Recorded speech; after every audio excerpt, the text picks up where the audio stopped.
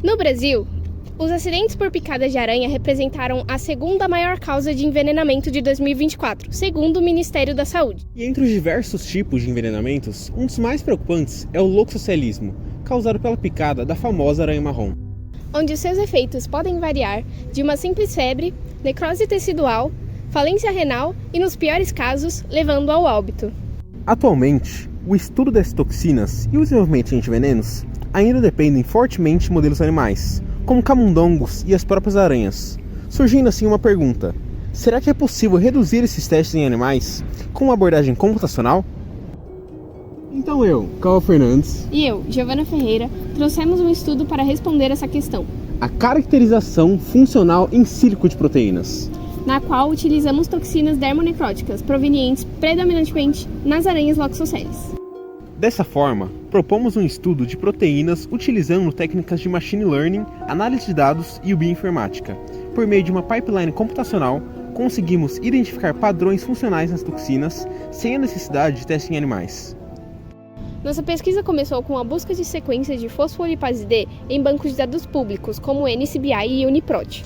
Além das sequências de Loxosceles e sicários do NCBI, adicionamos sequências caracterizadas pelo Arachnophantox. Essas sequências eram caracterizadas como pertencentes à família de toxinas dermonecróticas, expandindo assim o nosso conjunto de dados. Após essa etapa, realizamos uma análise sobre os domínios proteicos utilizando o software Intemporal Scan, onde os resultados nos permitiram identificar o domínio mais representativo da sequência de toxinas dermonecróticas. Além de investigarmos suas relações evolutivas por meio da análise filogenética com o OrthoFinder, permitindo assim compreender sua diversificação ao longo do tempo, esses dados foram analisados de forma visual utilizando o software GeoView, o qual organiza e apresenta um alinhamento global entre as sequências.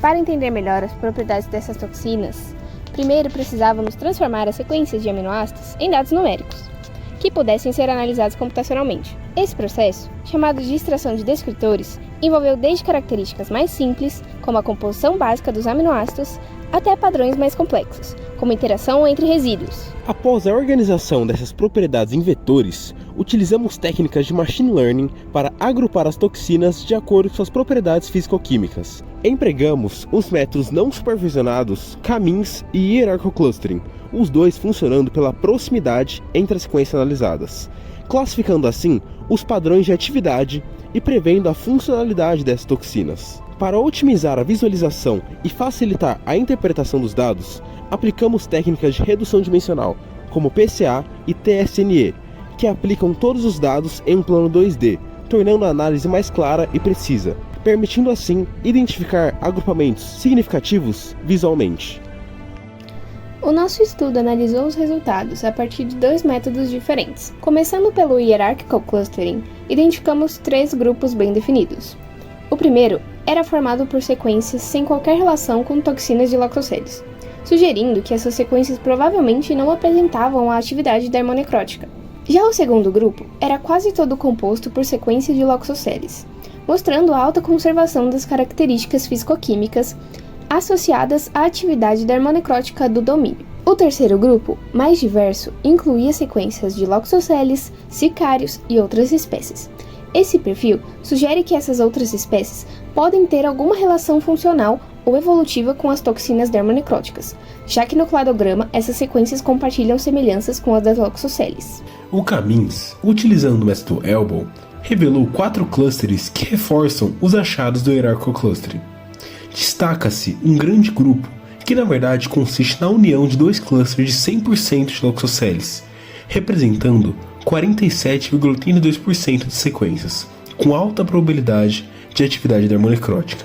Além disso, 32,61% apresentaram probabilidade média por contar tanto Loxosceles e sicários quanto outras espécies, e por fim, 19,57% foram classificados com baixa probabilidade, por não conterem nem Loxosceles ou sicários em seu agrupamento.